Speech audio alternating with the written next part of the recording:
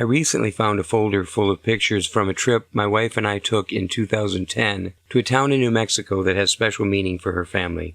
I've asked my mother-in-law, Lou, and my wife to narrate the rest of this video as they know what they're looking at. Monticello, you have to be looking for it in order to find it. That's the school where my grandmother and my aunt taught. That's the place where Dad put the snake in the teacher's desk and got into trouble. It wasn't just a one-room schoolhouse. There was a time when there was actually K through 8, and the high school was in Truth or Consequences. A lot of this was washed away during a flood.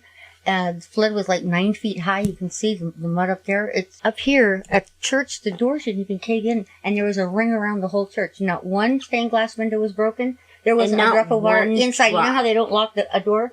They didn't swing open. Whatever happened, it did not destroy the church story. At all. That was like the miracle of Monticello. Because the water just encased the whole church. I mean, it was just... Okay, so here's the fire department, and my family donated the land.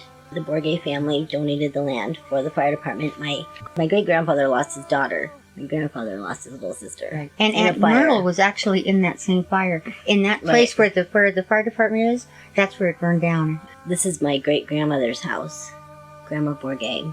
And the RB on that wall, I'm pretty sure is Richard Bourget, because he's the only RB that actually lived in that house. And look, those walls are still standing. See? Oh, this was the living room. And that's where my grandfather stayed.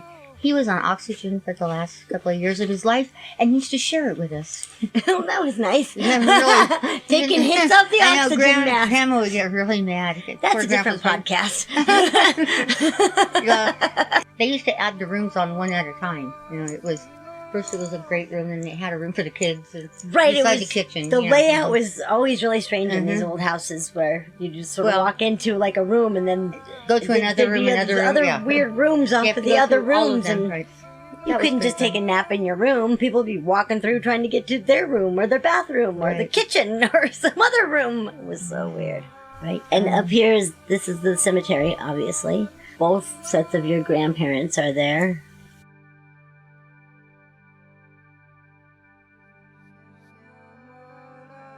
That's my great uncle, Uncle Grant.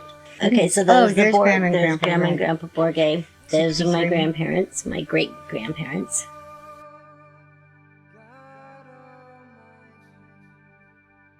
This was actually by Mr. Torres's home. He was a teacher there forever, and his truck broke down. Really. For my wife, my mother-in-law, and myself, I'm Mark Archambault, and I'm somewhere along the road.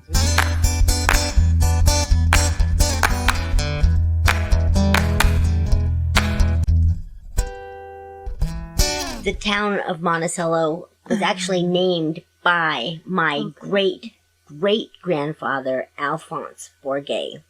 He had been a postmaster in Monticello, New York, and he loved the town so much. And so when he moved out here and they chased all the Apaches out of the canyon and they settled in the canyon of Monticello, he changed the name to Monticello. And he changed the name, and he was the postmaster, so he could do that. He started calling it Monticello.